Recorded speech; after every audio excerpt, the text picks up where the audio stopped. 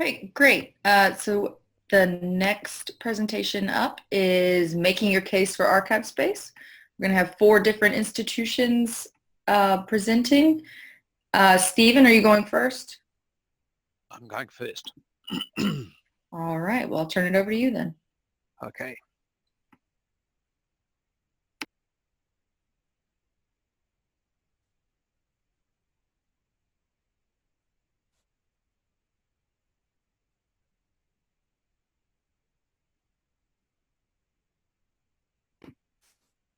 So are we okay with the image?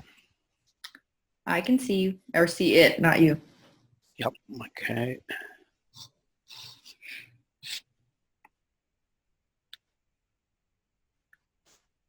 Okay.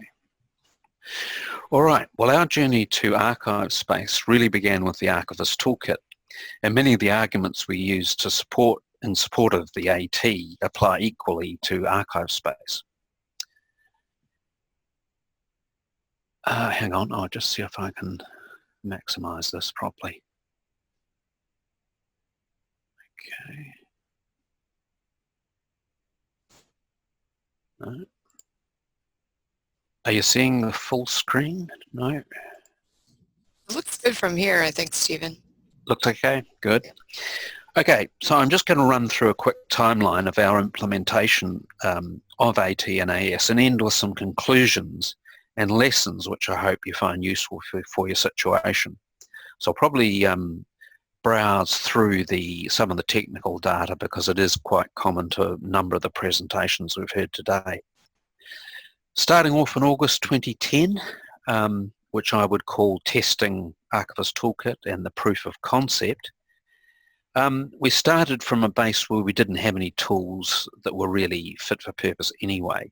So we had the DB TextWorks or in Magic database for accessions, and we kind of used that fairly successfully for a long time. And we had other tools and spreadsheets and so on behind the scenes. And we created Word documents for finding aids. So there was a great deal of transferring data from one system to another. It was all very labour intensive, and there was incomplete adherence to archival standards. We also faced a situation in New Zealand at that time where there wasn't an alternative that was easily available. Our major research libraries already had quite old systems that were very successful, but they weren't driven by any modern software at that stage. Down the list for us also was EAD, which we'd already been looking at as a solution for archival description, and I'd already been to a course run by Daniel Pitty, so we kind of thought that was the way to improve access and promote sharing of cataloguing data. It was open source and free, which was attractive. The system conformed to archival standards, notably DAX, which in turn supports ISAD. It was capable of importing records and EAD finding aids, and it was capable of exporting EAD and MARC XML records, METs, MODs, Dublin Core records. So we had an argument about future-proofing there. Really important was that it respected the hierarchical nature of archival description, and we were working in a library environment where we had to do quite a lot of discussion and persuasion about that and why EAD was necessary. It could handle digital objects, which was an obvious attraction, and it could be customized for multiple repositories within a system. And in the future was the big one for us, the potential for a discovery interface. So we ran a trial by 2011. By mid-2011, we had gained approval to proceed with full implementation. And it was agreed that we should adopt the system, and that began a process of meetings with key stakeholders, primarily the digital services team, the archivists that were already in the system, catalogers, and the digital development team.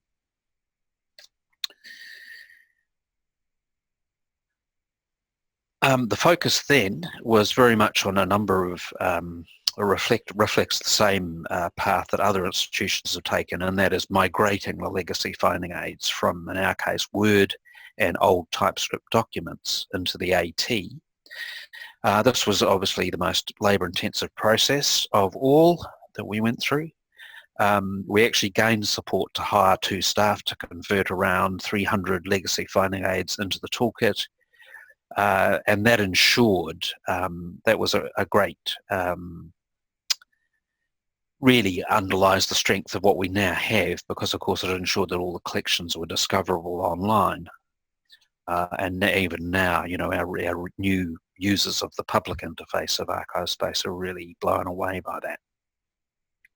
So by 2013, the Archivist Toolkit was fully integrated into the work processes of special collections, and it proved its value by then in managing archival collections and publishing finding aids, which we made accessible through the catalogue, through the library catalogue. We would have a collection record, and we would link an HTML finding aid to that record. And that was the discovery system for a long time, until really this beginning of this year. Looking at the path there were further presentations to our governance group, which was called the Digital Library Board. But now things had changed somewhat, because we had ArchivesSpace on the horizon, and that's what we were really moving towards. So looking at the sort of arguments I used in that presentation, they were much the same as those earlier initial Archivist Toolkit arguments. But now we had proof of concept. We'd actually shown, you know, we've improved the archival management of the library dramatically. We had future-proofed a lot of our metadata. We were talking the same language as other parts of the library system. There was potential to spread, to go to other parts of the archival empire around the University of Auckland Library, which had different systems operating and different ideas. But there was, you know, the big draw card of ArchivesSpace was the prospect of a public interface, and that would mean less developer time looking at how perhaps we could migrate EAD or present a EAD in different formats.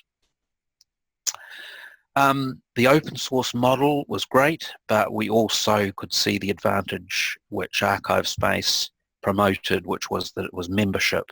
A membership model, there was a subscription to pay, but there were very good arguments in terms of sustainability at that time, I think, and we didn't have a problem convincing anybody because we're quite a large university library, and the amounts of money for the membership weren't massive compared to some of the other systems that we run. Over the next few months, there were further delays caused by lack of developer resources and other more urgent digital projects, and that was a common theme, I think. So it wasn't actually until May 2016 that we implemented the AS backend. We were able to successfully migrate data using the migration tool that came with Archivist Toolkit and ArchivesSpace. And we did that without too many importing errors, and I think it really supported our views that, you know, once data was structured and once it was properly encoded, it was going to be an easier run for all future use of that data. And also it was some time, we thought, before the PUI, the public interface, had reached a stage where it was viable for release. So we moved forward pretty rapidly after that. The staff interface was upgraded in October 2017, and exactly a year later, we released our first version of the public interface in October last year. And then, of course, we've finally released the full version in February this year, which we'll take a brief look at. But I just wanted to summarise what were the arguments which worked, and I put these into slides, which we'll share. I think still right at the top for us, public interface to archival collections is incredibly important for us. We had very limited and not very satisfactory systems before that. It improves efficiency because it integrates a range of description, indexing and collection management functions in one tool. There weren't any alternatives really locally. It offers sustainability through that strong membership base, and it's being actively developed. You can also contribute to that development, as we've seen ourselves. We've had lots of questions along the way to the list, and we've also learnt to contribute to the Jira tool for suggesting developments or reporting bugs. Managing the hierarchical nature of archival description, I mentioned before, that was I think an important element of persuasion in all the certainly in the early period, explaining why archives are different and how there's a hierarchical description that is not obvious to people in libraries always. Promoting this data standardization is very important for all metadata. And as I say, underpinning that are other standards like ISADG. It supports the use of common data value standards for subject headings, dates, languages and other descriptive data. And let's not forget, it automates the creation of encoded archival description records and EAC records, rather than requiring a level of sophistication in those standards, which is not readily available in this country. It supports exports into common data structure standards, including EAD, MARC XML, Dublin Core, MODS and METS. And finally, we haven't used this yet, but I think that has got considerable potential for sharing data in the future, and that of course is the built-in OAI PMH protocol, and that's Open Archives Initiative Protocol for metadata harvesting, which we heard about earlier today in one important case. And the other sort of summary about making the case for ArchivesSpace I wanted to concentrate on, what I've learned anyway, are these points. The governance structure. It wasn't so much of what we were saying or what I was saying or the arguments I was using, and all of those arguments you'll be familiar with and had an impact, I think, but it was who we were talking to. Now, the Digital Library Board was the overall digital infrastructure governing body.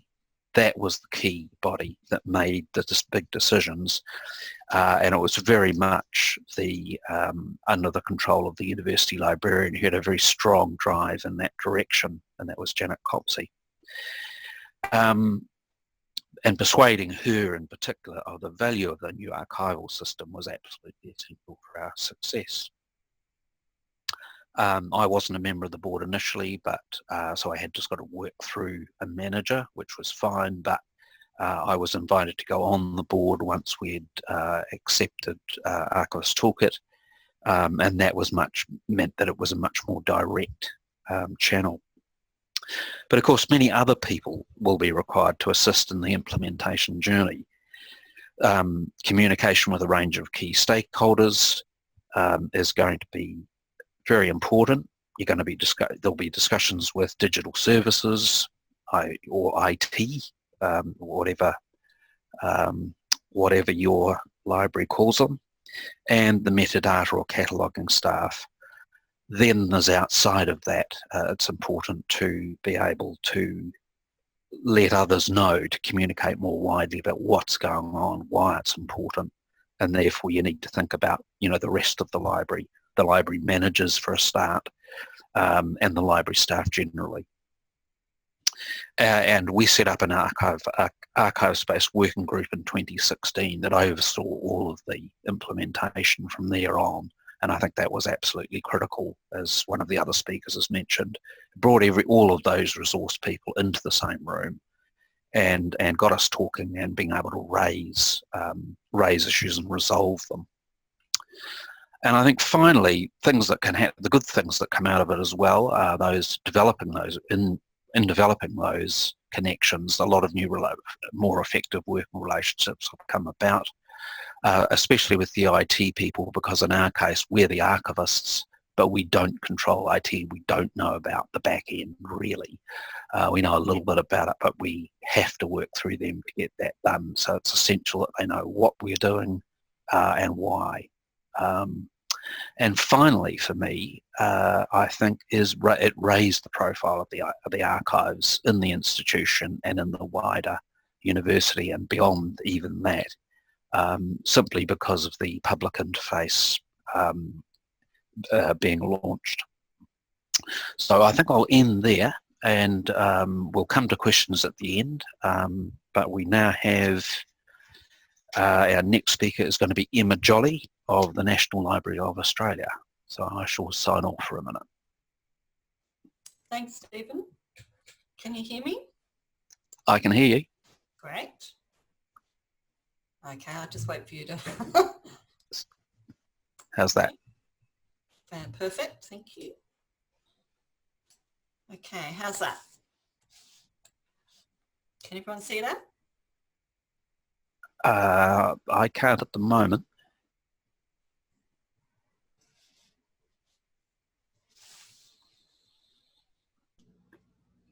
Okay.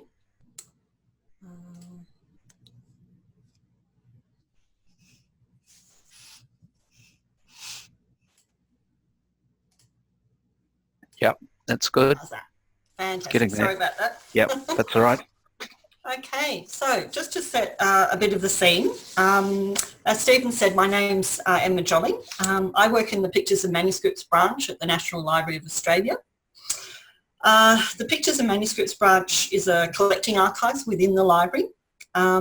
We focus on collecting records of archives of nationally significant individuals and organisations, and also visual representations of Australian culture and society. The size of the collection is approximately about 18 linear shelf metres, or 3 million items, give or take a few. And we receive about 500 linear metres a year between the two collections, pictures and manuscripts. In addition to the management of digital archives, I'm also heavily involved in monitoring the systems that the branch uses, their development and implementation, and increasingly the integration between the systems that Pictures and Manuscripts use and systems that are used elsewhere within the library. So I'm going to take you back to 2007, which is when we started to look actively at an online integrated collection management system. So what was the problem? What did we want to fix? Well, you can see on the screen that's part of the problem. It was largely paper-based.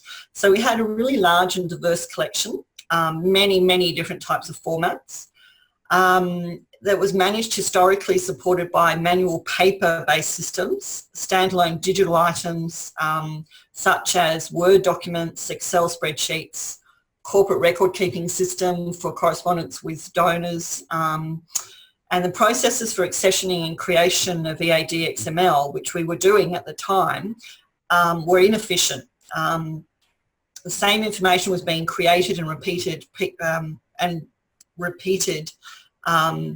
it was not always easy to find, and we were reliant on the knowledge of a few staff who had been here for many years. As I mentioned before, the finding aids were encoded by staff using NoteTab Pro into EAD XML, and this required a really high level of training and support, and we were only ever able to get 2 or 3 people who could do it without problems. There was little experience and understanding within the rest of the library of the documentation requirements for managing archival collections. The different sorts of information collected or created in managing such collections, or in what was required for the creation of online finding aids. Online publication of finding aids in 2007 had become so time and resource intensive that we virtually stopped publishing them. So we needed to have an online collection management system. We was able to manage all aspects of archival control and activity, including accessioning, finding aid creation, but also could record information about preservation requirements, the results of valuation processes, donor contact information, rights associated with the collections, etc. And as I mentioned, we're also really keen to find an easier way to create and export our EAD XML. So we had many drivers. They're probably the same for all of us. These were some of the drivers that we hooked into when we were talking to senior staff and committees about the need for an online collection management system. So we brought in tightening resource constraints, meaning that we needed to be more efficient. Our reference services needed to be faster and to have less problems in identifying location of archival material for the reading room. We had to manage our risk management in connection with our donors. We also had to manage our space management. So it was very inefficient. And in order for it to be as resource controlled as possible, we needed an automated system to be able to do that. So what did we want with our online collection management system? We wanted many things, which I've outlined, but we created, when we talked about everything, when we created one simple guiding principle against which we judged all system proposals, and I still judge every single system project thereafter. And that was the ability to create once and use many times. Everything is held up against that principle. So it didn't all happen at once, and it's still not all happening at once. It was actually a series of single steps. When we started in 2007, we looked at where we wanted to be in 10 years. So we created a 10-year vision of how we wanted pictures and manuscripts control of archival collections to look like. The list included small activities like being able to easily locate an archives box or a pictorial item, to large things like having a management system that allowed integration and linking of multiple pieces of information. Nothing was too big or small to go on the list. We'd hoped along the way that there would be opportunities to begin work on these and to hopefully integrate development as we went along. So 2018 saw the successful completion of virtually everything on that list, big and small. Success of the 10-year vision was achieved by a series of consecutive projects. Some were really small and some were very large. So it wasn't just one project.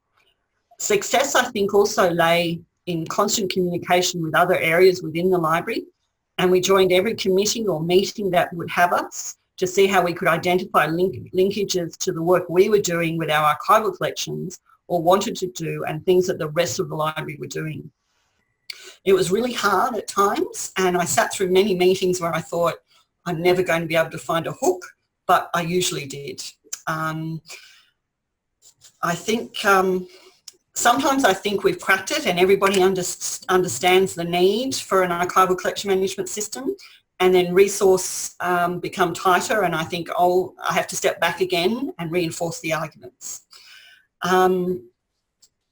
I don't have time to take you through all of the projects that we undertook to get ArchivesSpace, but I will highlight some of the major ones for you.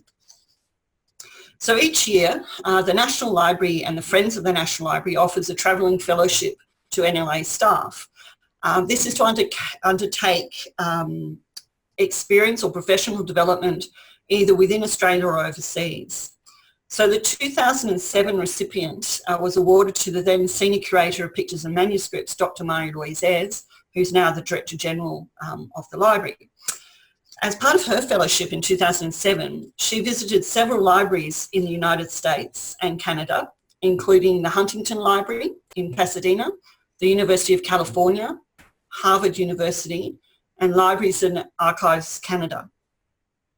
During this visit, she met with developers and implementers of Archivist Toolkit version 1, which was an open source suite of tools released in early 2007 and designed to support the integrated description and management of archival material. The biggest thing I remember her highlighting, and it came back to me when we moved to ArchivesSpace, was that Archivist Toolkit was a tool created by and for archivists. Marie-Louise had extensive and detailed discussions and devoured all of the user documentation and manuals produced by the project, and upon return briefed senior library staff and special collection staff and initiated a discussion about the value of an online collection management system. Marie-Louise, as part of her argument, produced several papers on collection management practices in pictures and manuscripts, outlining the then current management tools and noting the inefficiencies and the efficiencies that would then be gained through a streamlined collection and documentation system, and recommended further investigation of Archivist Toolkit. Following this series of briefings, a 1-month trial was done in developing functionality in Archivist Toolkit and testing.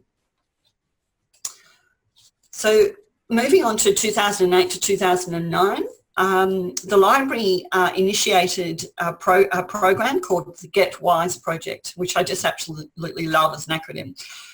It ran for 13 months and it stood for Gain Efficiencies through Workflow Investigation and System Exploration. Tools such as business process modelling were used to analyse and review selected collection management and delivery processes to identify efficiencies across the library. Open source and proprietary systems were also investigated as possible add-ons to the library's existing library management systems. So as part of GetWise, we were given a small amount of money to continue the testing of Archivist Toolkit. This allowed us to undertake really detailed work and produce a series of reports for senior staff to consider and provide evidence of the significant resource savings and efficiencies that would be generated by Archivist Toolkit. The extensive work that was done by the project team provided concrete evidence of the benefits of Archivist Toolkits. And in August 2009, the GetWise board approved a recommendation to adopt Archivist Toolkit as our archival collection management system. So by the end of 2009, we had implemented a production instance of Archivist Toolkit with successful migration of essential data from various sources of 1,000 accession records previously held in Excel or other formats. And we'd also created 1,120 agent records and imported our finding aids, which were then in EAD XML. We centralised the creation, storage, maintenance and searching and export of data about manuscripts collections and pictorial collections and associated names, subjects and location. From 2009 onwards, we started to review further. We recreated, explored workflows for the management of our archival materials, and we continued our conversation with the rest of the library about its value and potential. From 2009 onwards, Archivist Toolkit became a critical and indispensable tool in our day-to-day work, and these benefits were seen by other areas within the library, with an increase in the findability of the collection, in the discoverability through online finding aids, and contact information for donors was easily retrieved. So the next phase, we jumped to 2013, which was the announcement of the development of ArchivesSpace, which was a result of the merger between Archivist Toolkit and Archon. While there was never really any risk that we wouldn't move to ArchivesSpace, with Archivist Toolkit becoming unsupported, we were immediately attracted and excited by the new development, which the library saw as an opportunity to take the next step in efficient management of our archival collections and to engage more strongly with an international support network. There was a real risk, had we stayed with Archivist Toolkit, that we would have lost our political capital within the library, as it was becoming difficult to automate and to create additional efficiencies, and it was complicated for our RT section to manage.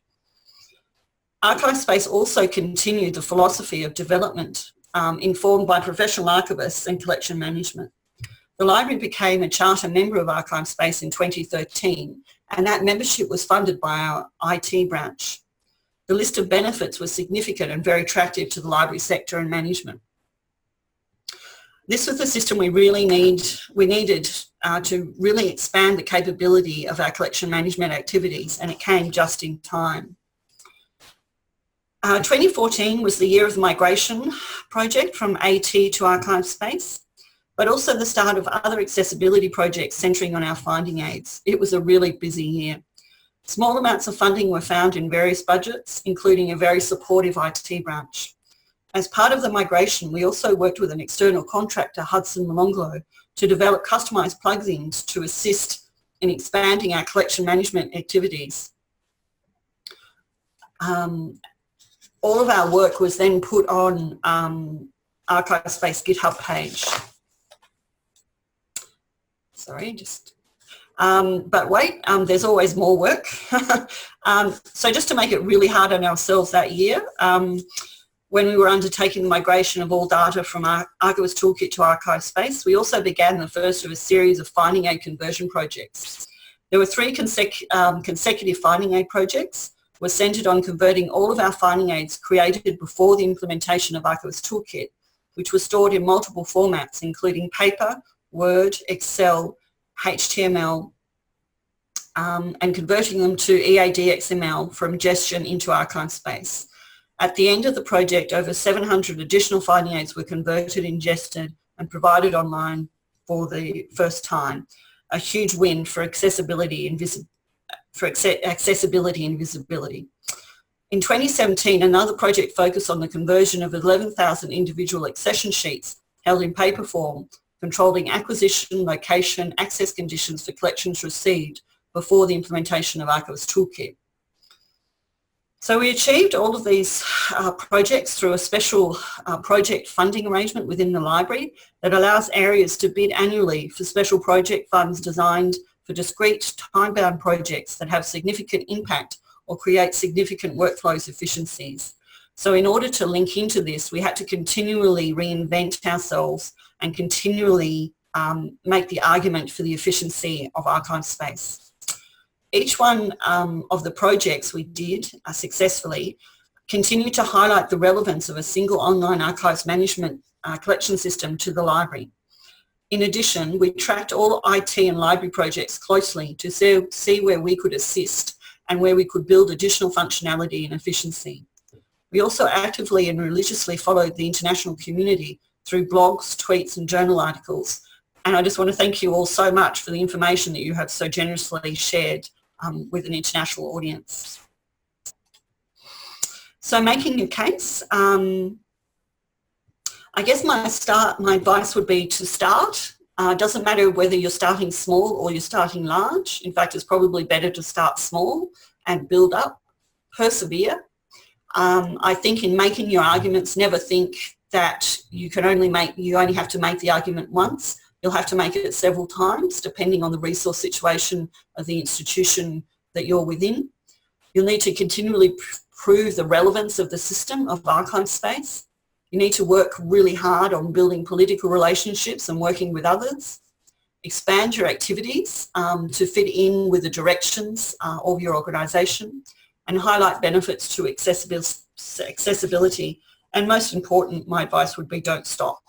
Never think that where you have got to is where you should stop. So that's it for National Library. Stephen? Great. Thank you very much, Emma. That's wonderful. Well, we're going to take questions at the end. And so our next speaker is going to be Venkat Srinivasan from the National Centre for Biological Sciences in Bangalore. Hi, Venkat.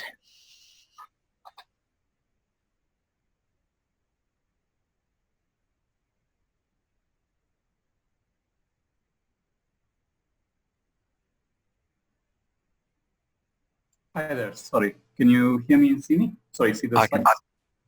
Yeah, you just need to maximize the, yeah.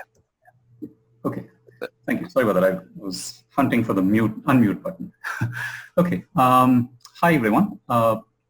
As Stephen said, we're going to try and make a case for ArchivesSpace here. And thanks Emma, thanks Stephen, and thanks to the ArchivesSpace community for inviting us to give a little talk here.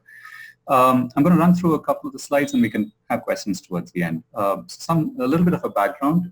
We are a very new archive. We just opened a little over a month ago, and we are the archives of the National Centre for Biological Sciences, and we're set up as being a space for the history of contemporary biology in India. It's a collecting public archive, but it's given that it's something that we were particularly interested in looking at something like ArchivesSpace because as Stephen mentioned in his presentation as well, the public user interface was especially important to us, and we really had nothing to begin with. So unlike all the other libraries and archives that you may have heard from before, we were starting from scratch with nothing except stuff that we were putting on our Excel sheets about 3 years ago, trying to figure out what next. Just a view of our space in the event that you end up coming down here. So a couple of sort of quick notes on the why. So probably covering ground that's already been seen, but yes, open source and free was important for us. We're a tiny institution with fairly limited financial resources, so having a broader community, which is something that is the next point, of archives and archivists to reach out to was very, very important to us.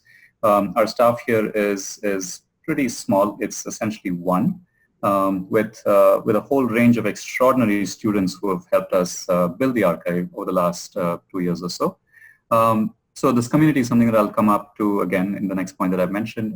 The web-based platform was something that was very attractive to us. I like the ability, especially for have multiple users, especially the students, to interact, to engage with the addition of new records from wherever they are based. And this was something that we were looking for as a model going forward. And as I had mentioned before, we were actually fairly open to any possibilities out there, and we were reaching out to a whole range of people, archives, libraries, to see what they were using across India and across the world.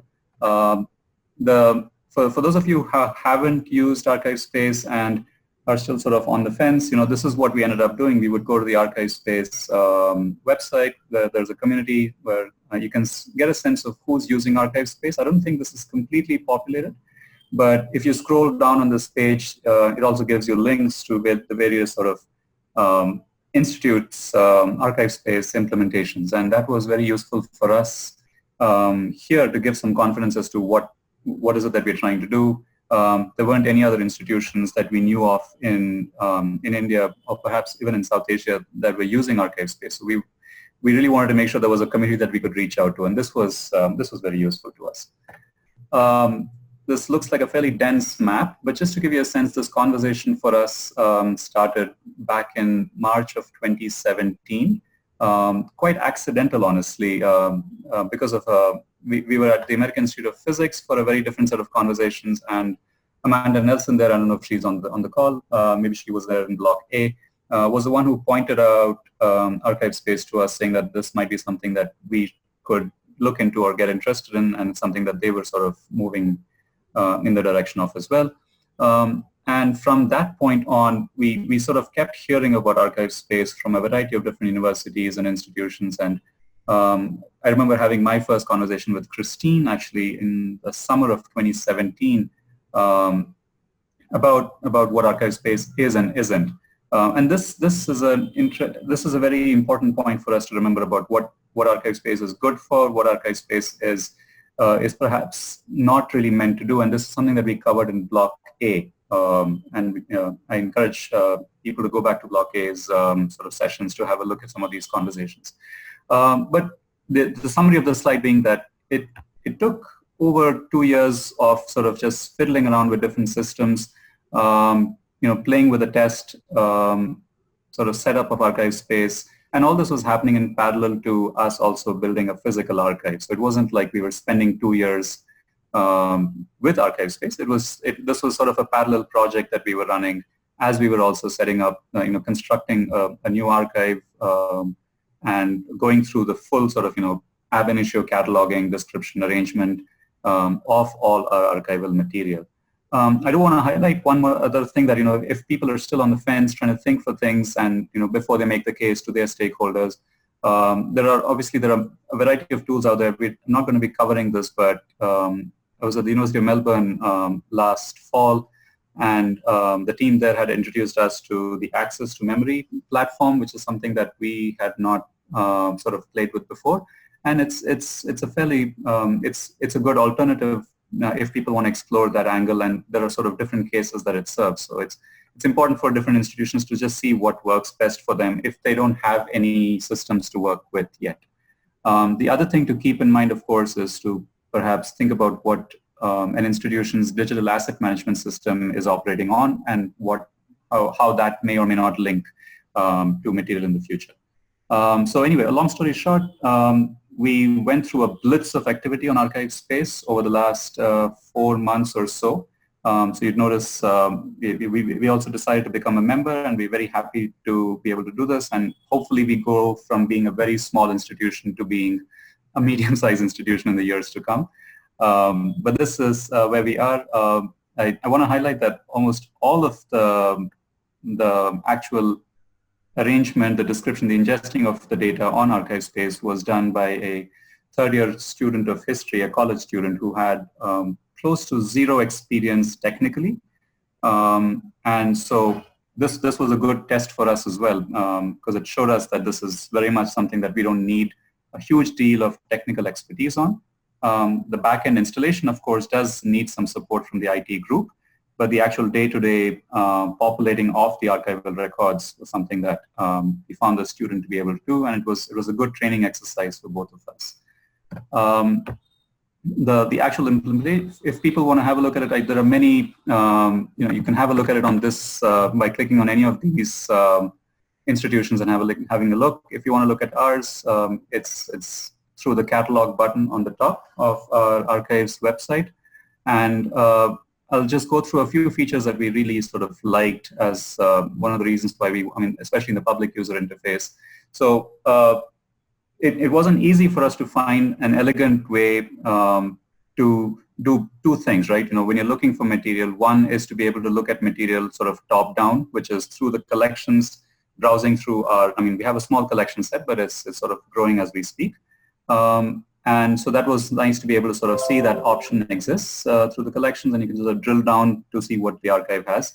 And at the same time, you can sort of very quickly do a search and sort of do the bottom-up search of the archive. And it was nice to sort of see the simple, elegant interface to be able to do sort of both kinds of search through the archival material. Just a quick sort of some screenshots of our collections, and it's also been very nice to be able to sort of go back and edit if we needed to edit some material, if we had some description sort of slightly, there's a grammatical mistake. So the ability to sort of just constantly go back, edit, make sure that the data is up to date, make sure the accession records can be linked to the actual archival records. These have been fairly seamless and easy to implement, and the changes are visible instantaneously.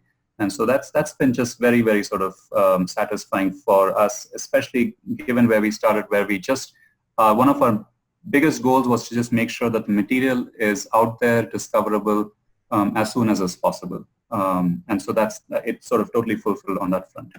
A few more sort of just screenshots of as you're drilling down through the collections and getting a sense of the material.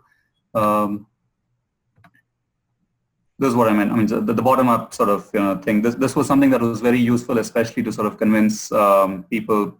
There's nobody else at our institution who sort of deals with archives or questions around it. But in terms of the stakeholders, in terms of the management, it was very useful to show them the ability to search material to quickly get access to something that you're looking for.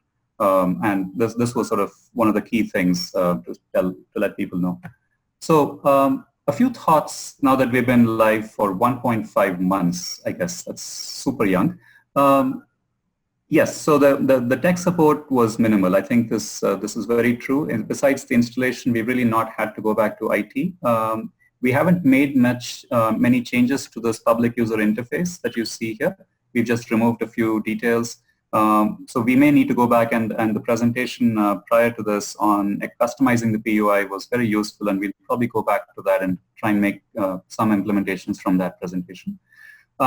It was a relatively small learning curve. Most of the ingesting of the data, as I said, was done by a third-year student of history. And the end result is that we do have a discoverable sort of archive. All our catalog is up, and it actually has become our sole searching mechanism even within the archive. Anytime a new student comes in, this is what we use to sort of actually find the location of material. We've completely sort of eliminated all past sort of Excel sheets.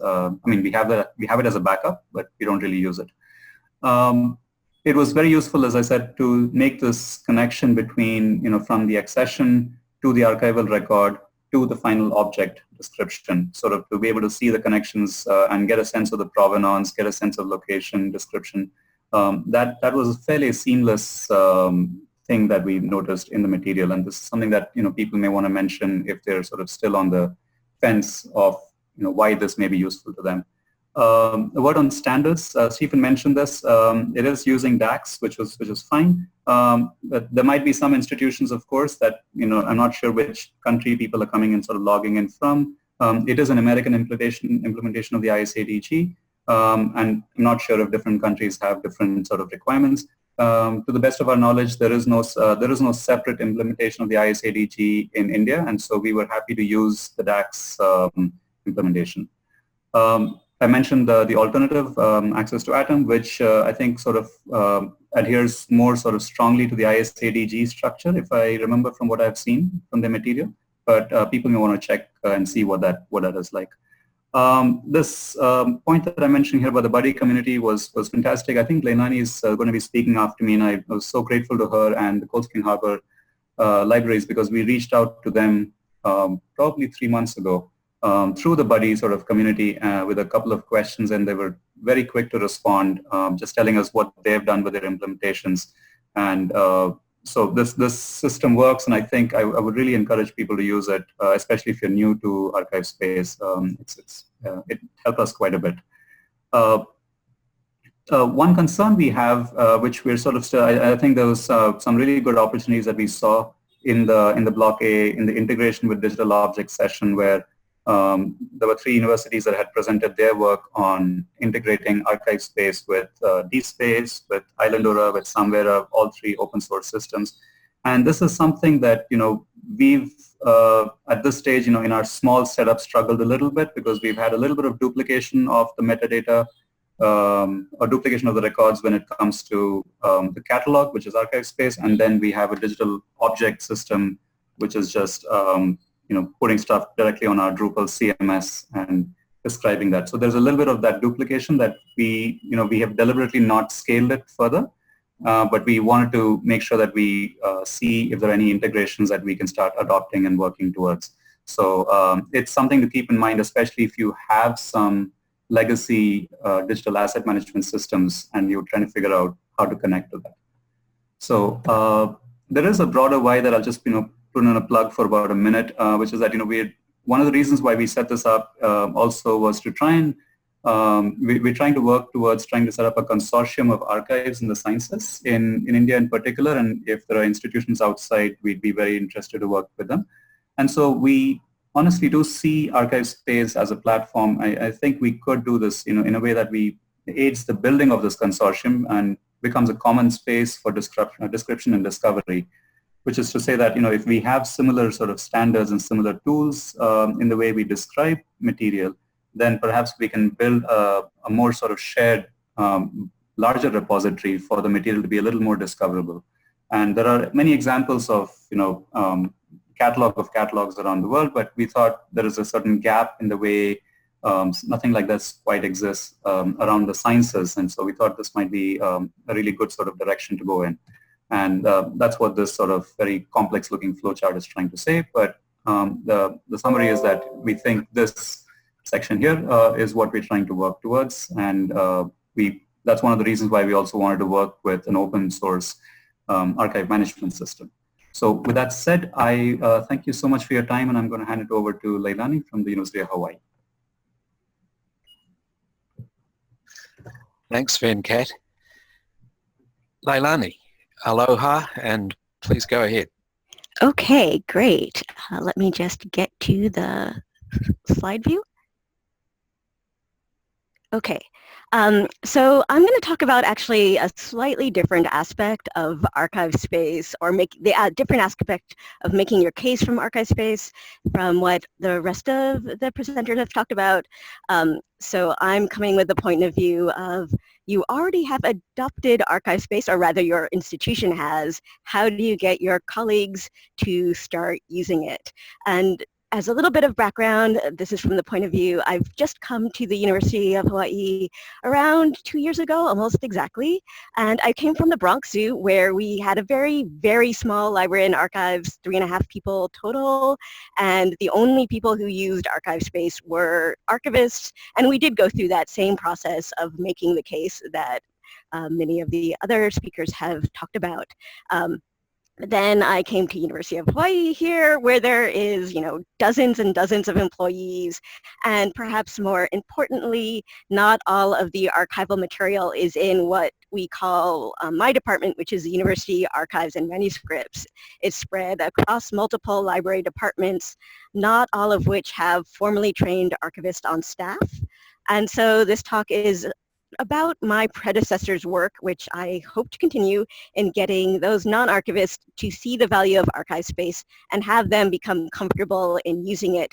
Because while getting your administration support and your IT staff on board are both vitally necessary for getting a workable installation up and running, all the support in the world won't really help you if your fellow staff, that is the people with the stuff, end up not actually using ArchivesSpace. So with apologies to the ArchivesSpace PUI in the WILD project, which I'll reference a bit later, I'm calling this talk the ArchivesSpace SUI in the WILD, so you're down in the trenches view of when you're actually using ArchivesSpace, how do you get people to populate that data?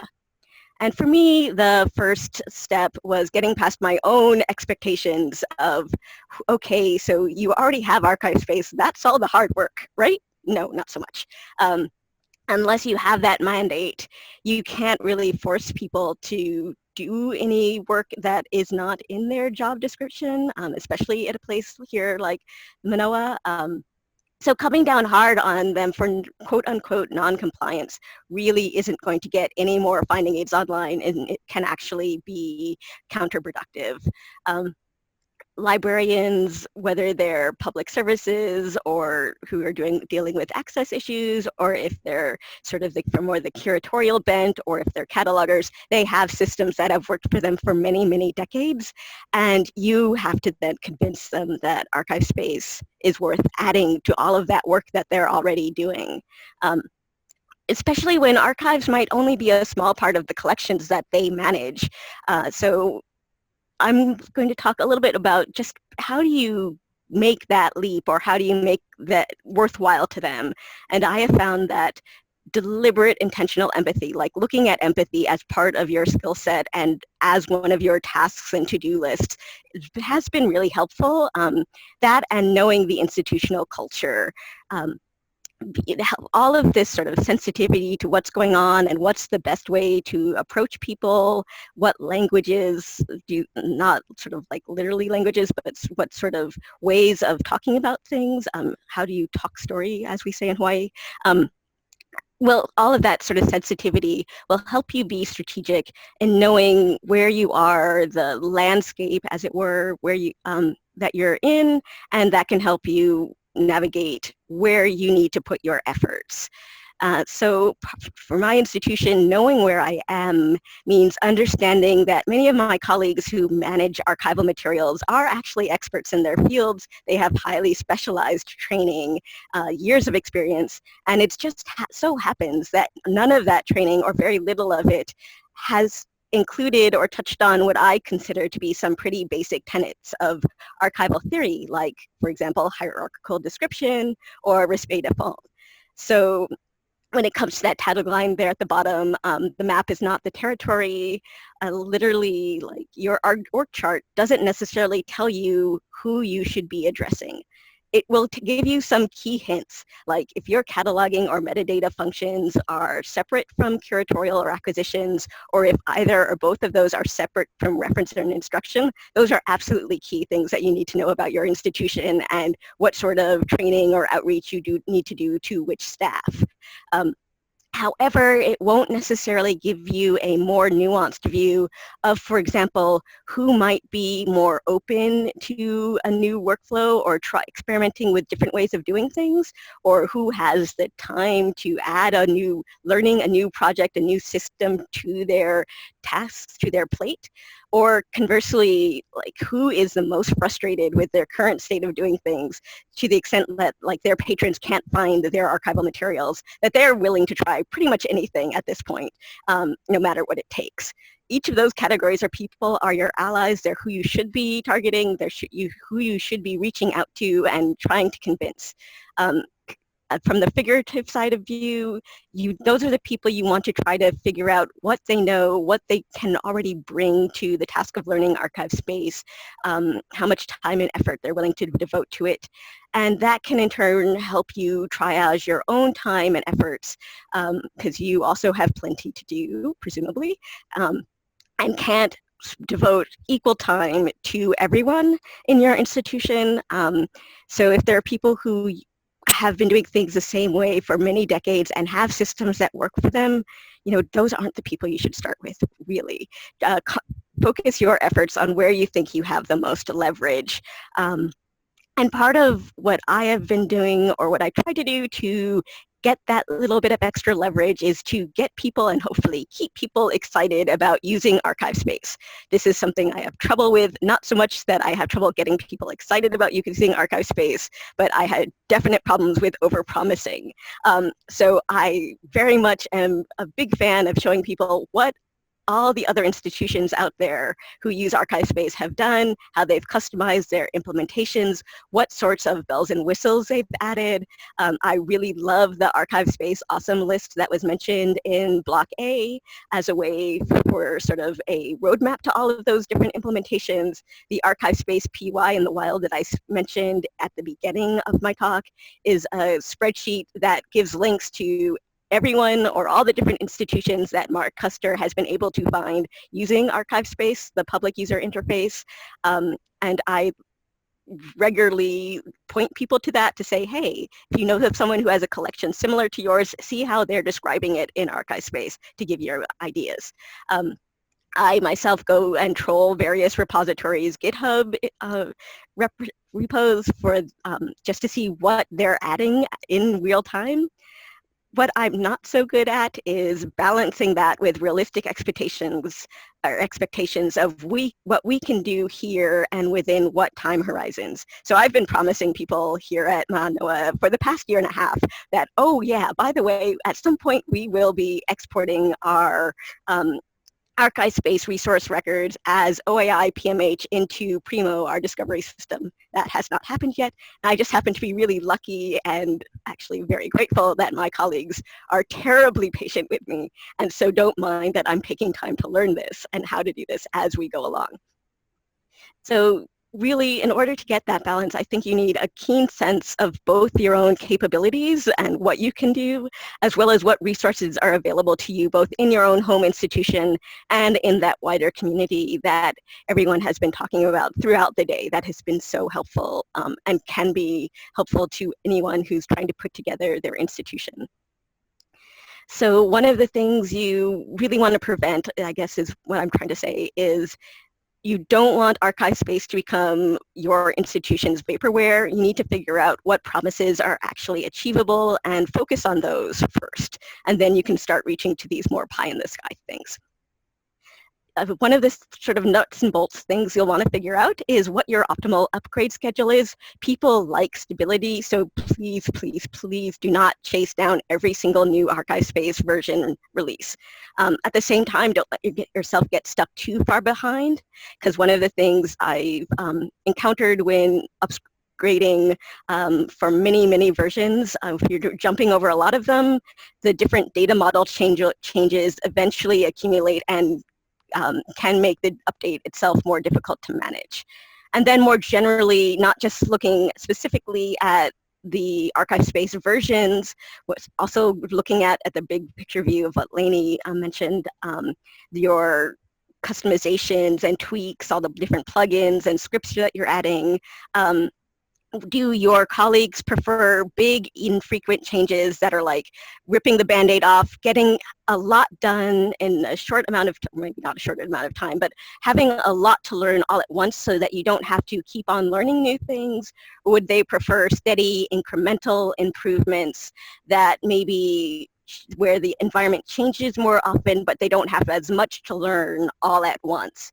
And once you know your colleagues' preferred style of change, you can let that guide you on how you go about introducing any different tweaks or plugins or customizations that add new functionality or change the interface.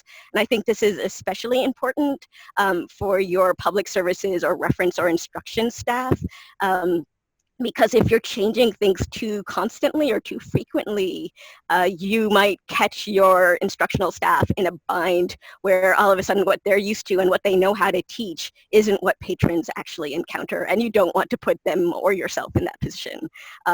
So that leads me to my next slide, which is whenever possible, keep things simple. Local practice notwithstanding, don't reinvent everything and don't invent anything more than once, or invent it as few times as possible. For example, if you have found a training guide, the ArchivesSpace Member Center has a list of different links to different training manuals and staff documentation that's really great. And you can also like Google and find other places training manuals. If you find ones that you like a lot, but you do a couple of things differently at your institution, you have some idiosyncratic practices, it's fine to just use your training manuals to detail those few things that you do uniquely at your institution, and then refer your staff back to other institutions' guide for everything else that is more common practice. It's what I do. I make frequent references to the Yale training manual in my own user guide, the LibGuide that I put together.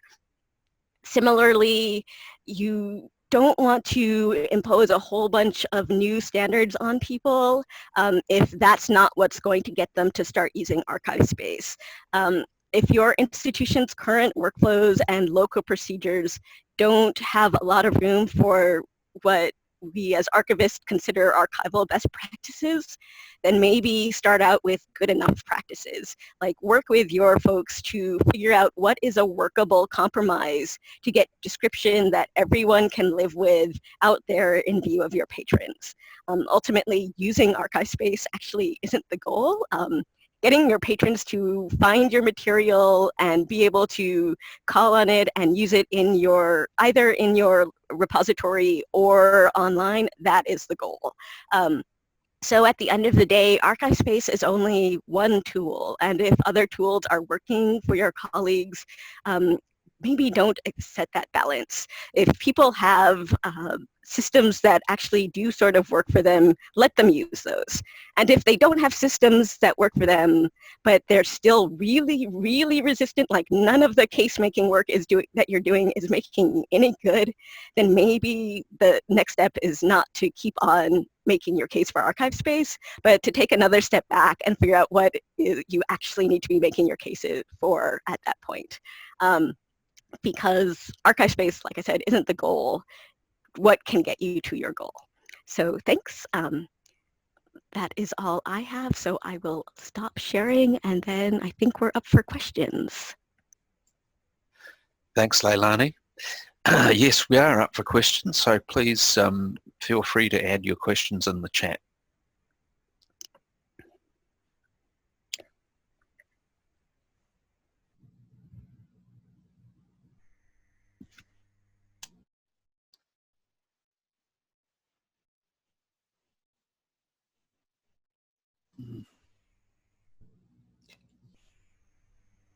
So Stephen, do you see that comment question there from Venkat, Yes, Emma, I do. and Stephen? Yep. Okay, great. That's a really good question. We were attracted to ArchiveSpace and Archivist Toolkit because it followed, as I think you, Venkat, you mentioned, a kind of American implementation of ISAD-G. We'd already been using a tool, I think the Americans used something called AMPS, so it was a manuscript cataloging standard based on MARC, but it was for manuscript collections, and that we'd already been using that in effect in the way we had done our manuscript cataloging.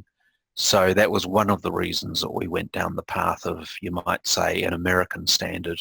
And then that moved on. You know, DAX was really a successor of that earlier manuscript cataloging tool. That's my view anyway. From the National Library's perspective, we did a lot of mapping from DAX to ISAD-G and other standards. And I think if the standards are well formed, they will map across. And that's what we found in our mapping. We found a few things where, you know, like the previous session, we had to compromise and call one thing something, really knowing that it was this other thing. We just didn't tell anybody. So no, I think it was fine. As long as, I think the important thing is to use a standard. Doesn't matter what it is, as long as it's standardized.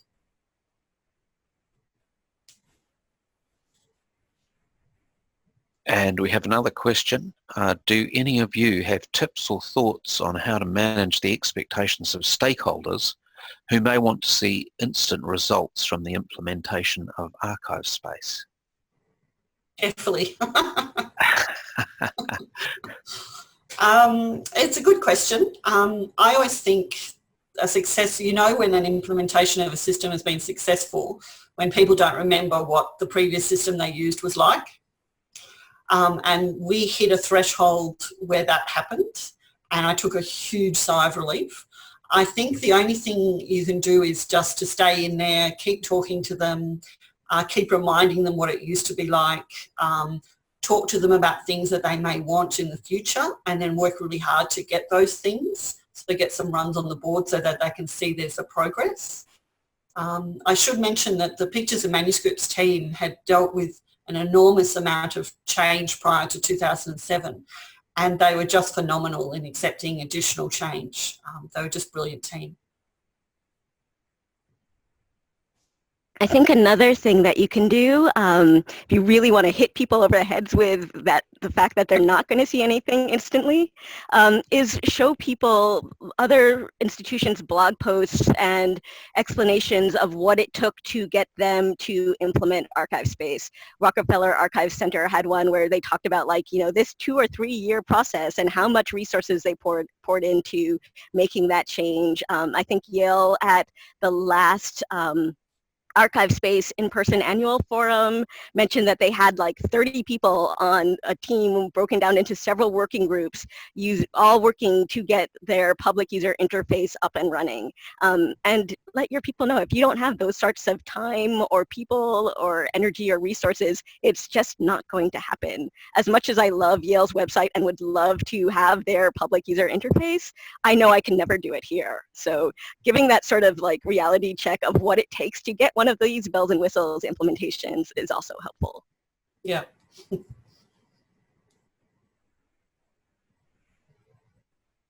think the only thing I'd like maybe add is what Leilani had also mentioned, and Stephen and Emma did as well. That it's probably just useful to start small.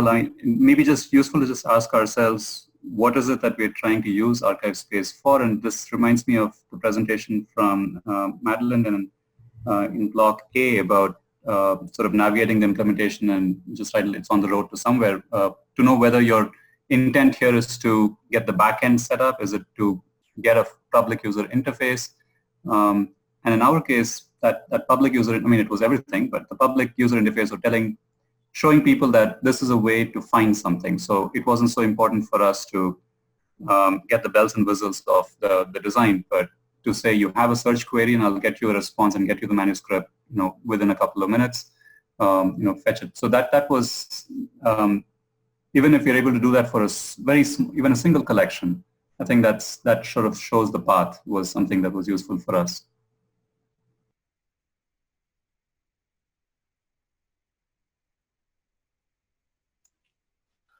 Are there any further questions?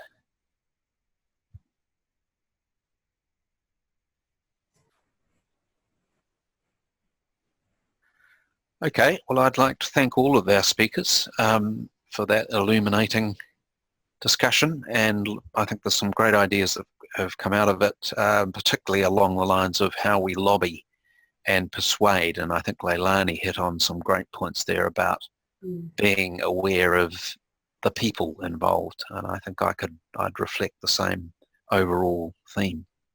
So I will log off now, and I will leave it to our host and Christine perhaps just to wrap up. Thanks very much. Thanks to our speakers.